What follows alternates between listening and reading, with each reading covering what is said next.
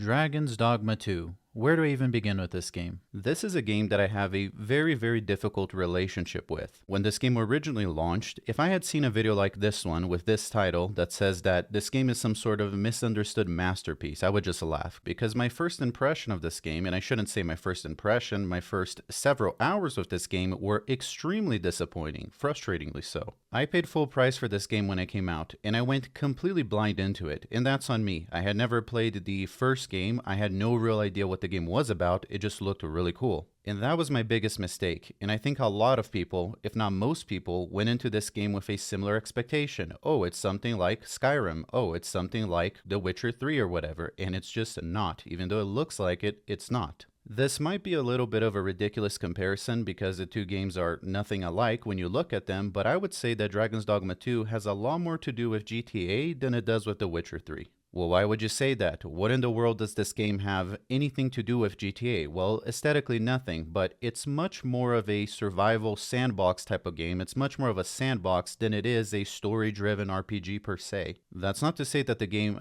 doesn't have a story or that it doesn't have quests like a traditional RPG, albeit the story is very meh in my opinion, but it's there. People went into this game expecting a very traditional story-driven RPG, like I've said now a few times, something like Skyrim, something like The Witcher, and it's not. It is much more of a make your own fun, get lost in your path, and do whatever you want type of game. So a lot of people, myself included, had no idea what to do and found the game extremely boring. The first time I played this game, I was very disappointed. The game starts very strong and gives you an idea of what it's going to be about, and by the time that you decide you want a refund, it's too late because the game is captivating at first. The issue that I had, and I know a lot of people had the same issue, is that once the game starts showing you its true colors, you start seeing it for quote-unquote what it is, and it's garbage. Or at least I should say that's what it felt like. The first time I played this game, I genuinely felt like I was playing an unfinished beta for a game. That's what it felt like. This felt like the beta for a game that somebody just didn't bother finishing.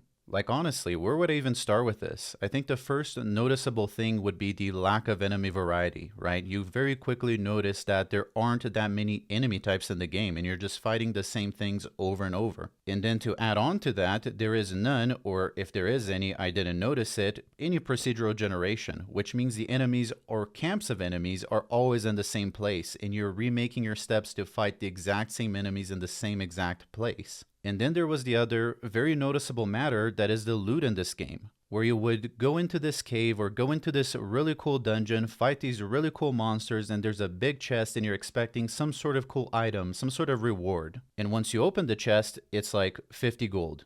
That's it. All of this was for 50 gold. So it felt very empty and almost like the loot was an afterthought. But the truth is, and I've come to understand this after revisiting the game, is that it's kind of meant to be that way. And I'm going to explain and go through the process here with you of explaining my journey with this game and why I think it's so good. So let's just start with the basics here. You are playing this game as the Arisen. Not to butcher or rush the story too much, but you're essentially this chosen guy, stereotypical protagonist of the anime that gets his heart taken by the dragon, and you have this marking on your chest and you're the chosen one by the dragon. Keep in mind also that I came into this game with absolutely no baggage and no previous knowledge about the lore or about the first game. I never played the first game because I know a lot of people resent this game because they feel like the first one was better, and maybe they're right. I just never played it. And you have to save the world and overthrow the government. I'm kind of kidding on that one, but I'm also not. That's kind of what's going on. Your place as the rightful king has been taken by somebody that doesn't deserve it, by an imposter, and you have to kind of prove that you're the actual chosen one. Honestly, like I said, the story's kind of meh, but I don't play this game for the story, and I don't know if anybody else does. So before we really dig deep into the misunderstandings I and many people had with this game, let's talk about the positives, right? Because I mentioned a lot of negatives. I mentioned my first impressions, which are not the current ones. What are the things that this game does that are so amazing and so unique, and frankly, no other game does quite like it? I think the obvious place to start here is the combat. There is nothing quite like it. The combat on this game is absolutely incredible. It's amazing. This game has absolutely insane physics to it. I've never seen anything like it. Every monster, and human as a matter of fact, in this game is grabbable and climbable. You're fighting a Medusa, you can climb up to her and start stabbing her on the head while she tries to shake you off. You can constantly grab and throw everything in this game, which makes you feel I don't know, very connected to the world. The problem that I have with the combat for many games, if not most games, and I'm not going to start naming examples like having random games catching strays for no reason, but there are many games where the combat just isn't engaging. When you hit a monster with a sword or with a hammer or a shield or whatever, it doesn't move, right? It takes damage. It might do some sort of like, oh, it's hurt animation, but there's no physics. The monster doesn't react to the impact. That's a hard thing to explain if you're not watching the video. If you're just listening, I would encourage you to watch it, but everything in this game, it feels very satisfying. Like everything has a lot of physics and impact. You can literally grab anyone, even your own party members, and throw them wherever you want. And the same thing with monsters, you can throw them off a cliff. That's like the funniest thing to do always. And when monsters attack you, you really feel the physics of the game, especially if they're bigger than you. You're constantly getting tossed around everywhere in this game. It's actually hilarious. When you start this game, it feels really vicious, like everything in the game is out to kill you, and it's just wild.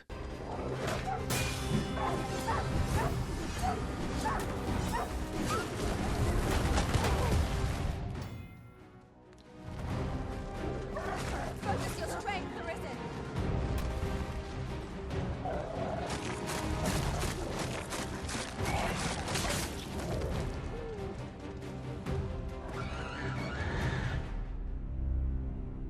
You're getting thrown around all over the place. You're getting grabbed and dragged different places and thrown into a corner and having your eyes gouged out, like the one scene I'm showing you here or just showed right now. That's how you feel a lot of the game. There are so many different situations in this game where you're traveling or you're going to a quest or whatever, or exploring, and you come across a creature where you're just like, oh crap, I need to run. It's not like you feel that the enemy is just gonna deal more damage than you and that's gonna be that. No, it feels like you're gonna get eaten alive or smushed to death or thrown off of a cliff. And if you're playing the game the right way, quote unquote, at least I think it's the right way to play it, where if you die, you respawn from the last inn that you slept in, a lot of your progress is gonna get wiped because you're not save scumming. That is the true way, in my opinion, to play this game. That's what makes it fun to me. Of course, there's a damage component to the game as well, especially the damage that you deal. But generally speaking, the ways that you die and the things that happen just feels like you got killed and not that you got out damaged, if that makes sense. Not everybody is into this, right? But in my opinion, this is how I like to play the game because it makes you really think about everything that you're doing and plan very well before you do it. It adds emotion and it adds a meaning to the things you're doing. If you just set out to fight any and everything that you come across at all times with no consequence whatsoever, and if you die, you just save scum, the game will lose its magic. But if that's what you like, that's fine. After all, it's kind of a sandbox. This game is meant to be played however you want to play it. There is no right way, quote unquote, to play it, even though I said it earlier. I say that in jest because that's how I like playing the game. Once you get over the initial learning curve though, and you start leveling up your character, the power fantasy really starts kicking in, and it feels really, really good. We've got goblins.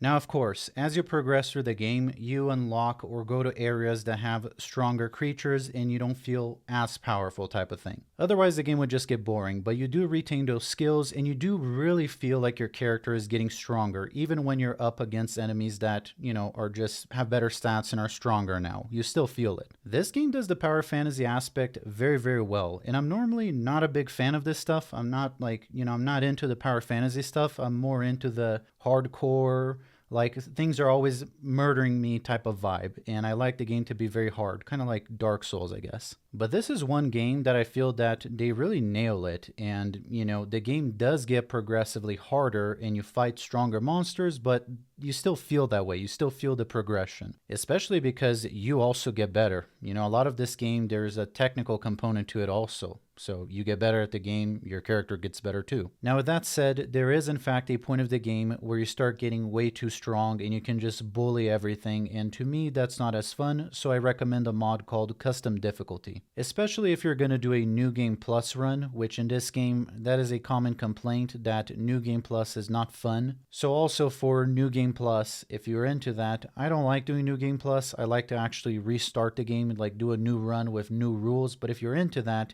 you probably will want this mod. Whether you play the game like I do, where I have a set of self-imposed rules, like I don't save scum, I don't have like 4 party members, I only travel with 1 additional member, I am not allowed to sell gear, I can only sell things like food and monster meat and different components that I found, but if you sell gear, you start getting rich really quick, but maybe that's what you're into, you want to get the best gear of the game, and you want to really feel the power fantasy or whatever. It's totally up to you. Everything in this game is up to you, how you want to play it. And that's what I really didn't understand at first. I was really trying to follow this linear story that, in my opinion, is just not that good. And it's not the way the game was meant to be played. I was trying to, just play this game like a traditional RPG. And it's not exactly that. And if you do find aspects of the game that you just don't like, that's what mods are for. The game has a bunch of mods. Although I will say that the mod scene for this game is very weak. I'd be expecting it to be a lot stronger than it is because of how good the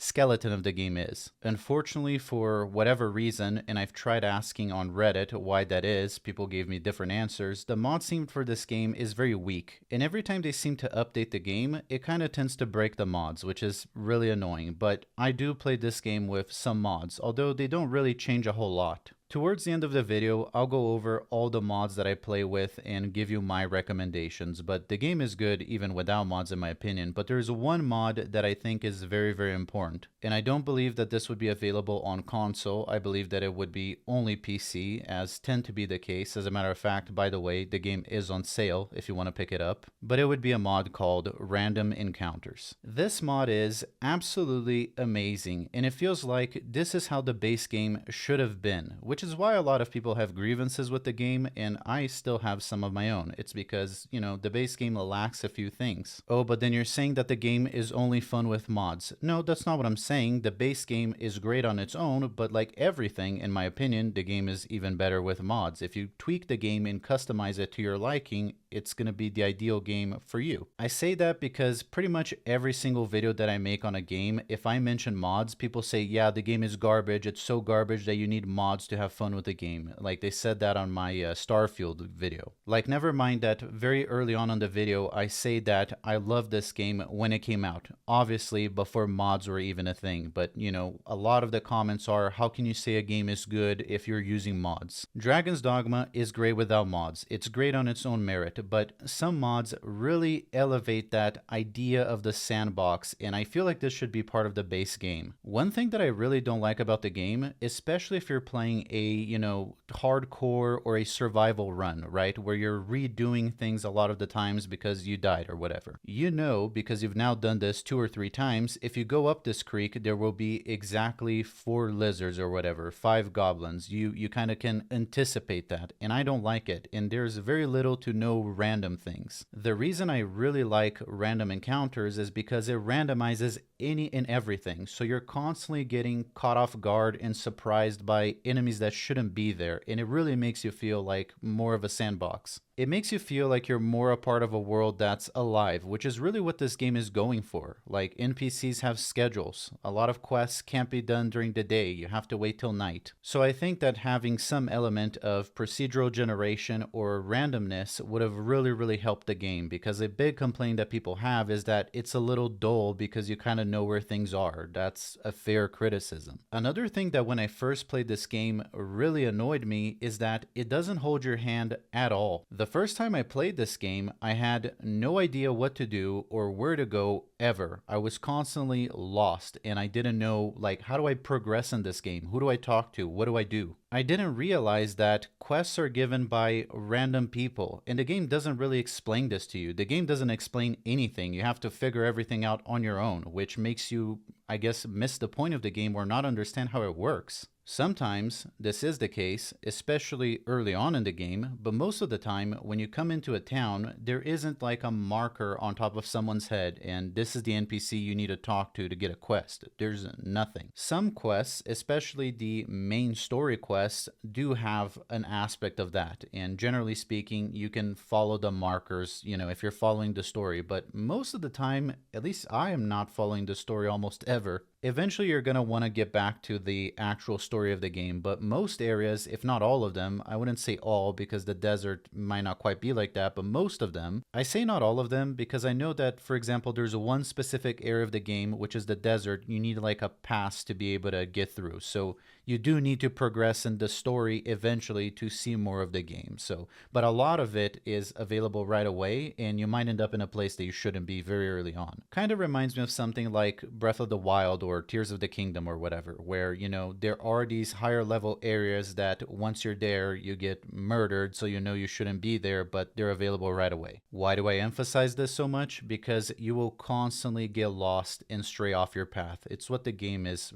all about. Let me just give you a quick example of what I mean, and I think that this example encapsulates everything that I'm trying to say here. So I randomly end up in this town, which I think is called a Rest Stop Checkpoint. I think that's the name of the town. It's very unremarkable. And it's a town that I'm clearly not supposed to be. Like, I can't afford any of the items. I'm like there ahead of the time. I'm there before I should be. I come up to these two random NPCs that hold no apparent significance, and I see that they're arguing, and I interact with them. Turns out that the old man here of the town had his grandson taken by wolves or something like that. He ended up being taken by something, and he's in some sort of dangerous area, and he might be dead, he might be in danger, so he asks for my help. So okay, I accept the quest, and I set off. Where do I go? Where's the quest marker? You know, where has this boy been taken to? Well, we don't know. I start asking random NPCs for directions, for help, if they know maybe the whereabouts of the boy, and I get general clues based on that. So I set off with those clues, even your pawns as a matter of fact. The reason why it's harder and requires more experience to play this game with less companions, with less traveling mates on your party is not just because of the difficulty. It's not just because as a unit you guys deal less damage now. It's also because your pawns kind of give you clues also based on what they know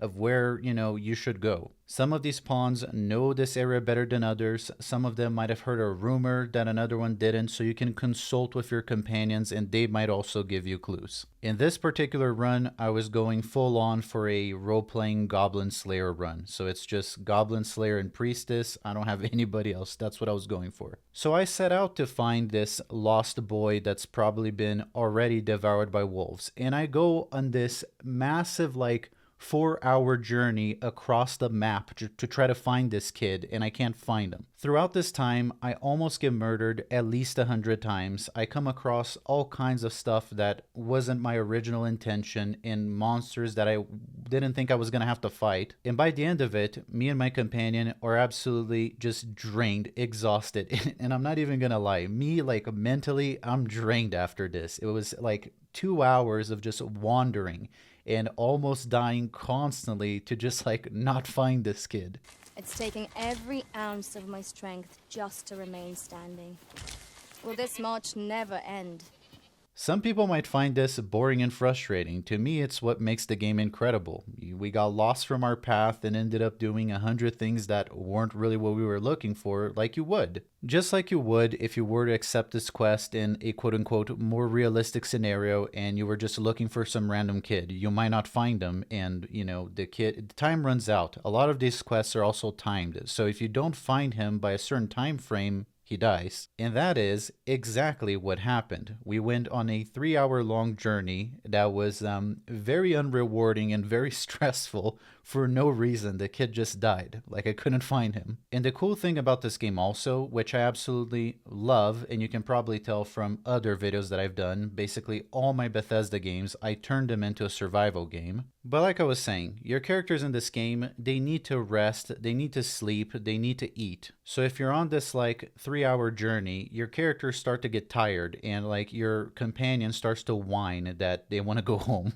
And not only that, as you take damage in this game, your maximum pool of health depletes also as you get tired. So if you're fighting an enemy and you take damage, you technically can heal, right? You have a healer like I do in this case, or you have like consumables, potions, food, you can heal. The problem is that over time, your maximum health depletes, so you can't heal as much. And as you play and as you get tired before sleeping and resting, there's going to be a point where you barely have no health and you can't heal. So by the end of this quest, both I, actually myself, my character, and my companion, everybody's just miserable. I make the decision at this point to just pull out of the quest because by this point I barely have no health. Everybody's whining, everybody's tired and wants to go home. It feels just like it would, I guess, in real life, which is so funny to me. I was about to go on a tangent here, which I guess I'm going anyway, where me and my dad went camping and we decided to kayak one time. And I kept telling my dad, let's kayak over to that island over there. Like, it's just across the lake. We'll do it. And my dad's like, okay, no problem. And like,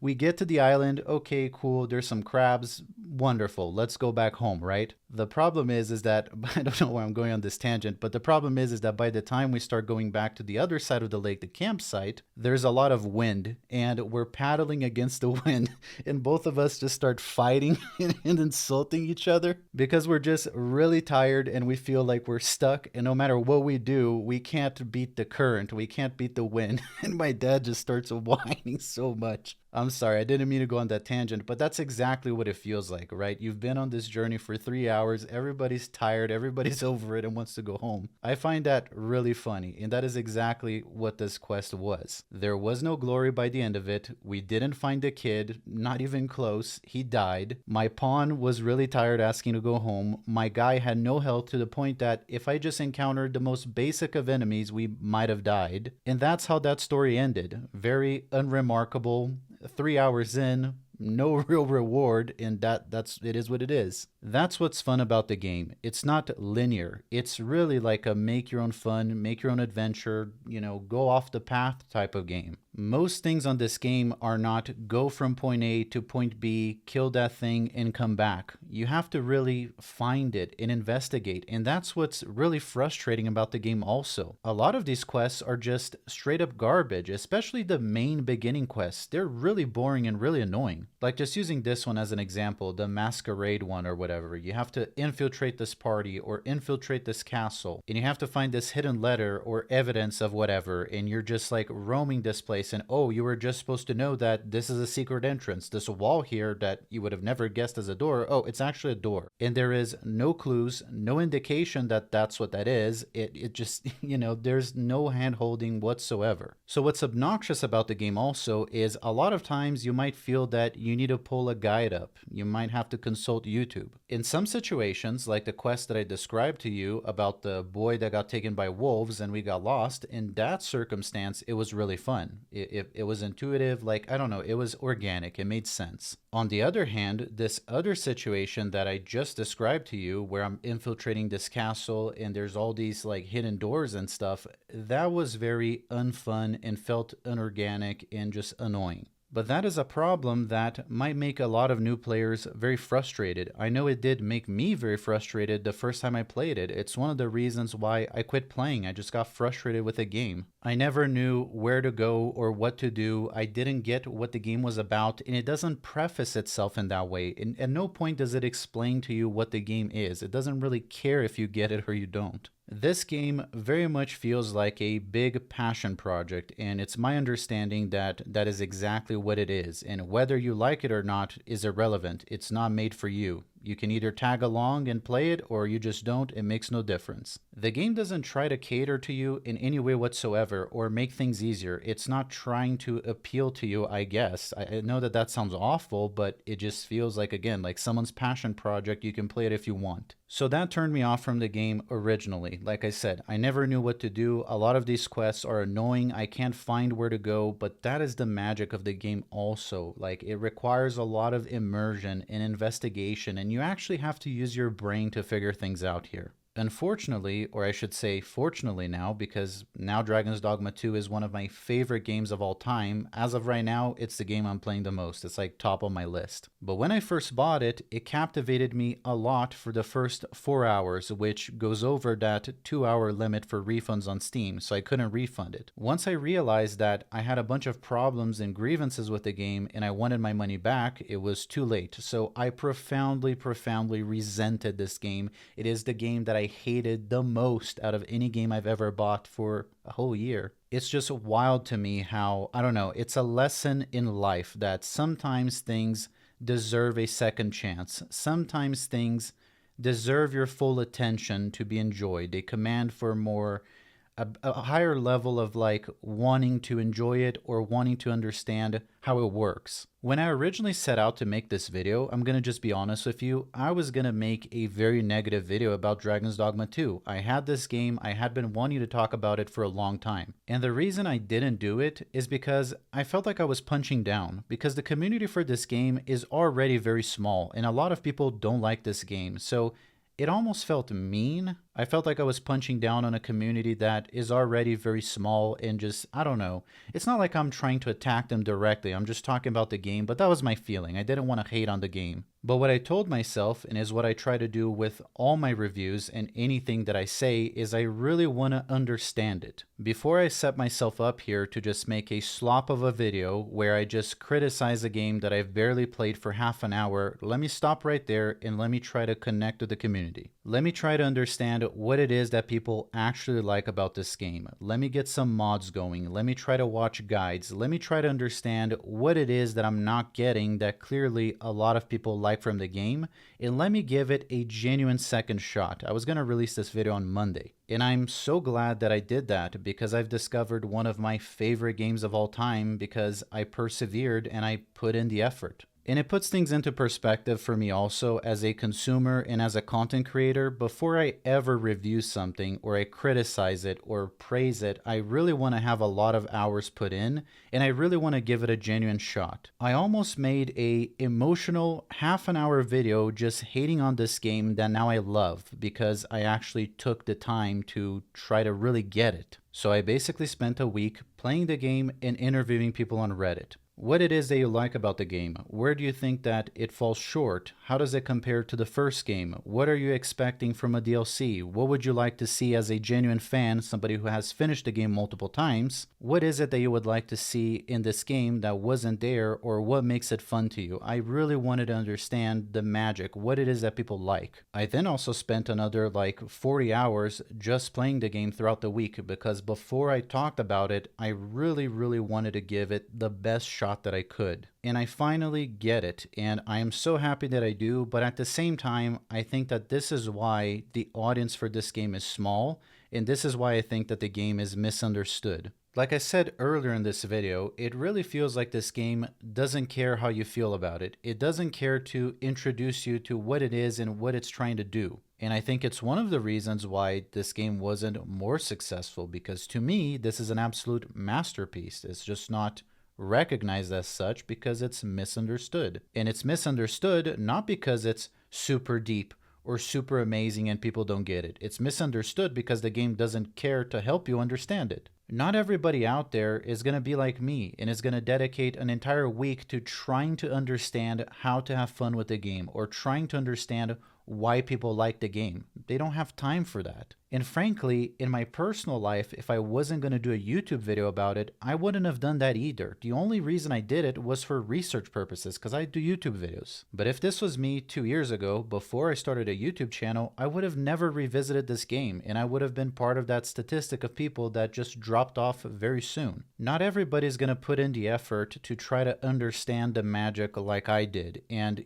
that's not their fault. People have jobs, they have a life. So I do think you're doing your game a disservice by not better prefacing how things are supposed to work or how you're supposed to come into this game or something. At least at the beginning of the game. I feel like it doesn't do a good job of setting the stage and setting the expectation for what this really is. You come into this game expecting it to be like a standard Witcher RPG or Skyrim or whatever, and it's really not. And the game doesn't explain that to you at any point. It doesn't try to help you understand or help you guide, the adventure at first. It doesn't explain to you how things work that well. At least that was my impression, and some might say that it does in fact do that, or some might say that it doesn't need to do that, just use your brain, but I get it. Now I get it, but it took a lot of effort, and not everybody's going to put in that effort. Another thing that I really despised and I didn't understand when I first played this game is why is the loot so boring? Why do you do all this stuff and the reward is just unremarkable? It makes it so you don't want to explore. It makes it so you see that dungeon over there. Well, why explore it if the reward is going to be nothing?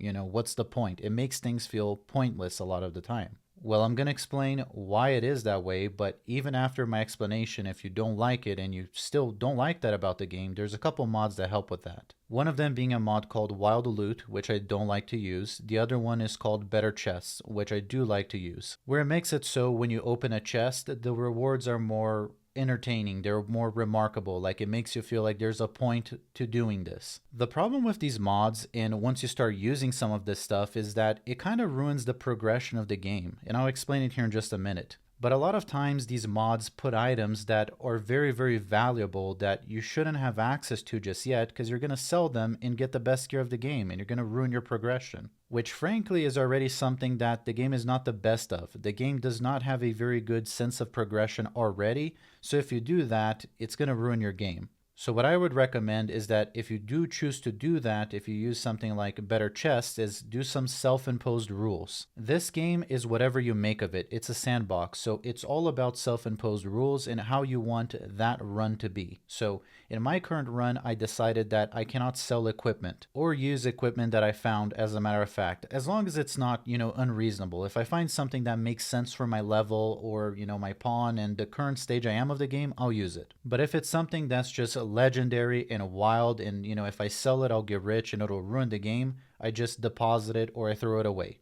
That has been my approach, and, it's made the loot more interesting while also not ruining the game. But now let's tie it back and talk about why it's done that way. It's because everything revolves around the shop and it revolves around the economy. Everything about this game and the rewards that you come across are designed to be then flipped or sold. It's almost like you're collecting stuff and selling. You're like a part of the economy of the game, and everything revolves around the shop. The game has a strong sense of its economy, and it doesn't want you to break that progression because the progression happens through the economy a lot of the time. Like, you don't just find better gear in a cave, right? You don't upgrade your gear in a dungeon. You do it by buying it. So it all revolves around gold. So that's why sometimes it feels a little bit underwhelming, because you open a chest and your reward for everything is just some money. It's uninteresting. But when you get why it's done that way, it makes a little bit more sense, because the whole point is that you take that gold and you progress using the gold at the shop. It's all very like economy oriented versus purely exploration oriented. It's not like something like Skyrim or The Witcher, which I'm sorry to keep using the same example. It's because a lot of people look at this game and compare it to those games for whatever reason. A lot of people, when they bought the game, thought that it would be something like that. And on those games, when you finish a quest or you finish a dungeon or something like that, there's normally some interesting loot. Some sort of sword that you didn't have before that looks really cool, and now you upgrade your equipment, or some sort of magic or enchanted item that's unique. Dragon's Dogma doesn't really have that. So for new players, and I was definitely one of them, if you don't get the idea, it feels boring. It feels like the loot was an afterthought. And frankly, if you're a new player, and I've been in this exact position, the game gets very repetitive and boring very quick because you never find anything interesting. The loot feels like an afterthought. And I just feel like a lot of new players won't understand this. Me being one of them, I didn't get this at all when I first played the game, and it doesn't do a good job of explaining to you that this is how the progression works. Like, the game doesn't explain to you or do the best job of showing you that it's okay that the loot that you found on this dungeon is just gold or just these consumable items, because you're just going to sell them or they're going to be useful later. Because some of these consumable items that might seem unremarkable right now will be useful in a certain situation later on. Or maybe if the reward or the loot is just gold, that might seem uninteresting, but that's how you progress through the game. Now you're going to take that gold and go to the shop and get the cool gear that you want. Instead of it just being random loot that you might use or you might not use, it's, gold, so you can choose whatever you want. It gives you the freedom now to take those assets and buy the gear that you actually want. Which is why in Skyrim, for example, I use like economy overhaul mods, trade and barter, and things like that. I always have, because I felt like the economy of the game was underwhelming. I will say that a criticism that I have for this game is that there could be more gear in general, which there are some mods out there that help with that, but generally speaking, I would like the game to have more gear, more options. In general, more options. A lot of things feel a little bit rigid. The other thing that feels a little bit rigid is how you play your class. I don't dislike that, frankly. I don't have a problem with it, but a lot of people, that's a criticism that they have. It feels a little bit repetitive that, once you get what your class does, there's not a whole lot more that unlocks, although there are things that do unlock. There could be more, and I think that the answer is that, of course, there could always be more. The game really is meant for you to be able to switch your classes throughout the game as often as you want. You can keep switching between one class or the other. If you get tired of your class, you just pick another one. As a matter of fact, there are some classes in this game, or I should say vocations, because that's what they're called in the game, that are not available right away. You have to unlock them. So it's almost like it encourages you to start a game with a class and play with that, and once you unlock the quote-unquote cooler classes, you then swap to that. Because then it almost feels like there's a soft reset going on. Like, you were getting to a high level with your current class and getting a little bit overpowered, and now there's a little bit of a reset. Because now you're continuing the game from level 1 with this new class. You keep some of the progression, but I guess that was the idea. Or just don't. You don't have to. It's completely up to you. Everything in this game is completely up to you. That's what's fun. But that is a common criticism for the game. Even people that like the game a lot, they feel like it can be a little bit shallow, to which I say there is a mod that I like that kind of helps with that. At the end of the video here, which we're coming up on, I'm going to recommend to you all the mods that I use for different reasons, and there is a overhaul of the classes that I like. I forget what it's called, but it's really good. Overall, in my humble opinion, for these reasons and other reasons that I might have forgotten to mention, Dragon's Dogma 2 is amazing, and in my opinion, it is truly a misunderstood masterpiece. And I think I'm going to end the video right here. Do I recommend that you buy Dragon's Dogma 2, especially because right now it's on sale on Steam? Should you buy it? Well, my answer is maybe. My answer is it's up to you. I'm not going to recommend it, which is strange to do for a game that I'm saying is a masterpiece. The problem with this game is that it's a masterpiece in my opinion. It's my channel, I'm giving my opinion. But for most people, is it really a masterpiece? Is it really worth your money? I don't know. You have to decide. It's very, very niche. For the niche of people like me that this game does appeal to, there's nothing like it. But for the average consumer, is it really appealing to them? I don't know. I think that that's up to you. I gave you my opinion.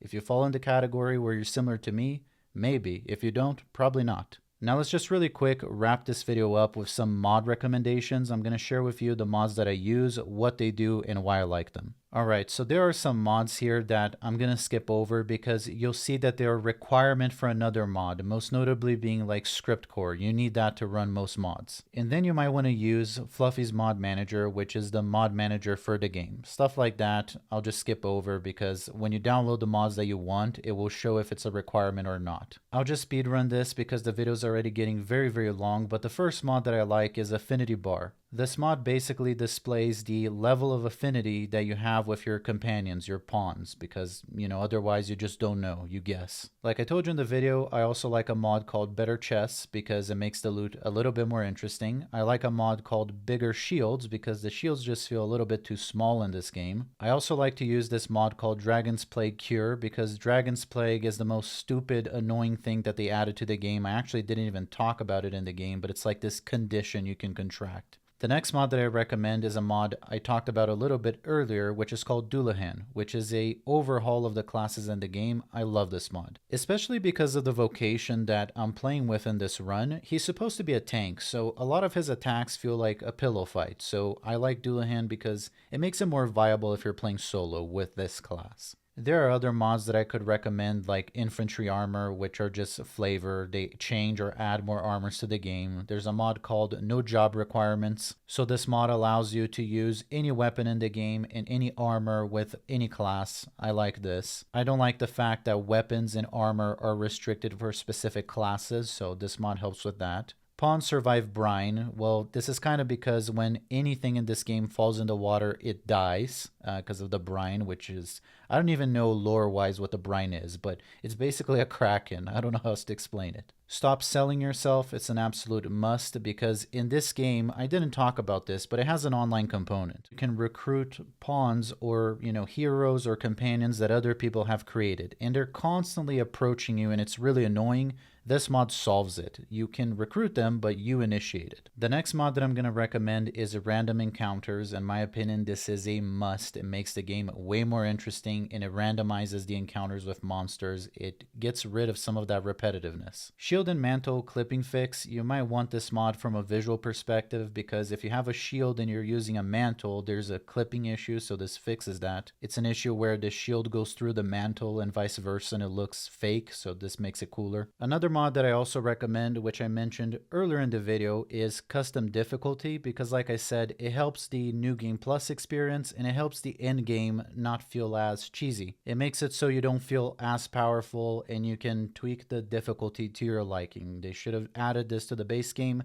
I don't know why it isn't there, but there's that. And then all the rest of the mods that I use, I'm not going to go over because they're just flavor. They're just, mods that add weapons and armor to the game, which you can add to your liking. Just go to the Nexus and select category, and under armors or weapons, you can find all the things you want to add into the game, which, again, there's not enough items in the game in my opinion, so this helps out. Anyway, if you stuck with me till the very end here, thank you for your time. Don't forget to leave me a like, and if you want to see more videos like this, don't forget to subscribe, and I hope you all have a great weekend. Thanks for watching.